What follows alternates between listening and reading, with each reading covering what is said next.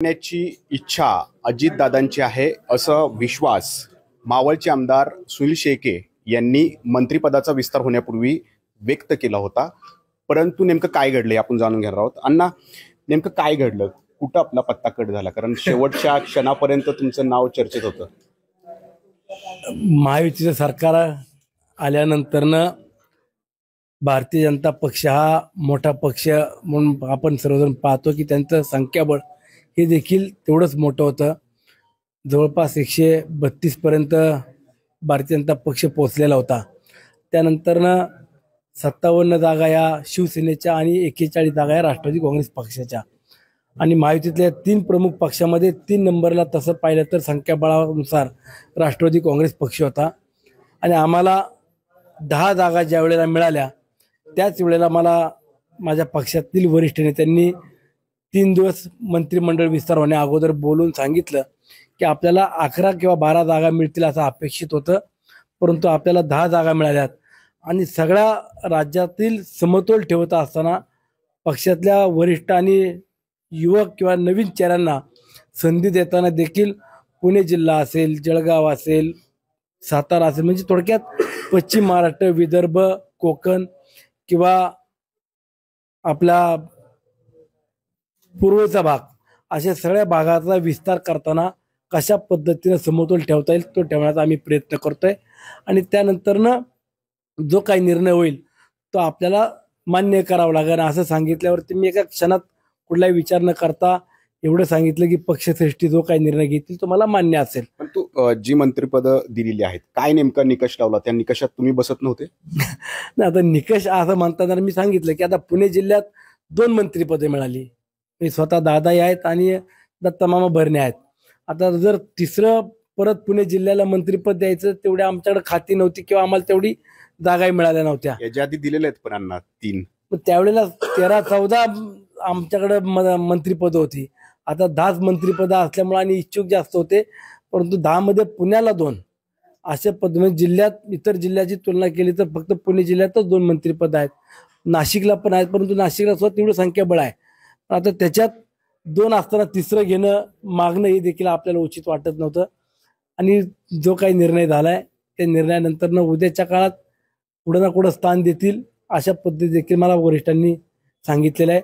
निर्णय झालाय, त्या निर्णयाचं मी स्वागत करतो आणि उद्याच्या काळामध्ये माझा पक्ष कसा मोठा होईल याकरता आम्ही नक्की सगळेजण प्रयत्न करणार आहोत. मात्र अण्णा, तुम्ही ज्या पद्धतीने निवडून आलात 80% म्हणजे मावळ पॅटर्न तुमच्या विरोधात होता आणि तुम्ही 1 लाखाच्या लीडनं या ठिकाणी निवडून आलात, तर नेमकी अपेक्षा तर तुमची होतीच. नाराजी थोडी कुठेतरी आहे मनामध्ये, सल आहे?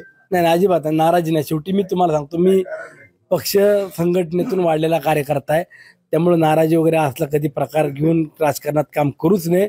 आणि मी कायम सांगत आलो की मंत्रिपदापेक्षा माझ्या तालुक्यातली कामं महत्वाची आहेत. आणि दादांनी मला असा कुठलाही शब्द माझ्या प्रचारामध्ये किंवा जाहीरपणे दिलेला नव्हता की सुनील शेळकेला निवडून द्या, त्याला मंत्री करतो. दादांनी माझ्या मतदारसंघातून शब्द दिला, सुनीलला आमदार करा, मी मागे 4,000 कोटी रुपये दिले, तुम्हाला पुढच्या 5 वर्षामध्ये 5,000 कोटी रुपयाचा निधी देतो, त्यातच आम्ही समाधानी आहोत. परंतु मावळला आता मंत्रिपद मिळेल पुढं? जे काय होईल ते होईल. मंत्रिपदापेक्षा माझ्या लोकांची कामं झाली, मी त्यात समाधानी आहे. करण्याची इच्छा अजितदादांची आहे असं विश्वास मावळचे आमदार सुनील शेळके यांनी मंत्रिपदाचा विस्तार होण्यापूर्वी व्यक्त केला होता. परंतु नेमकं काय घडलं आपण जाणून घेणार आहोत. अण्णा, नेमकं काय घडलं, कुठं आपला पत्ता कट झाला? कारण शेवटच्या क्षणापर्यंत तुमचं नाव चर्चेत होतं. महायुतीचं सरकार आल्यानंतरनं भारतीय जनता पक्ष हा मोठा पक्ष म्हणून आपण सर्वजण पाहतो की त्यांचं संख्याबळ हे देखील तेवढंच मोठं होतं. जवळपास 132 पर्यंत भारतीय जनता पक्ष पोहोचलेला होता. त्यानंतरनं 57 जागा या शिवसेनेच्या आणि 41 जागा या राष्ट्रवादी काँग्रेस पक्षाच्या. आणि महायुतीतल्या 3 प्रमुख पक्षामध्ये 3 नंबरला तसं पाहिलं तर संख्याबळानुसार राष्ट्रवादी काँग्रेस पक्ष होता. आणि आम्हाला 10 जागा ज्या वेळेला मिळाल्या त्याच वेळेला मला माझ्या पक्षातील वरिष्ठ नेत्यांनी 3 दिवस मंत्रिमंडळ विस्तार होण्या अगोदर बोलून सांगितलं की आपल्याला 11 किंवा 12 जागा मिळतील असं अपेक्षित होतं, परंतु आपल्याला 10 जागा मिळाल्यात. आणि सगळ्या राज्यातील समतोल ठेवत असताना पक्षातल्या वरिष्ठ आणि युवक किंवा नवीन चेहऱ्यांना संधी देताना देखील पुणे जिल्हा असेल, जळगाव असेल, सातारा असेल, म्हणजे थोडक्यात पश्चिम महाराष्ट्र, विदर्भ, कोकण किंवा आपला पूर्वेचा भाग, अशा सगळ्या भागाचा विस्तार करताना कशा पद्धतीने समतोल ठेवता येईल तो ठेवण्याचा आम्ही प्रयत्न करतोय. आणि त्यानंतरनं जो काही निर्णय होईल तो आपल्याला मान्य करावा लागेल. असं सांगितल्यावरती मी एका क्षणात कुठलाही विचार न करता एवढं सांगितलं की पक्षश्रेष्ठी जो काही निर्णय घेतील तो मला मान्य असेल. पण तू जी मंत्रिपद दिलेली आहेत, काय नेमका निकष लावला? त्या निकषात तुम्ही बसत नव्हते? नाही, आता निकष असं म्हणताना मी सांगितलं की आता पुणे जिल्ह्यात 2 मंत्रिपदे मिळाली. मी स्वतः दादाही आहेत आणि दत्ता मामा भरणे आहेत.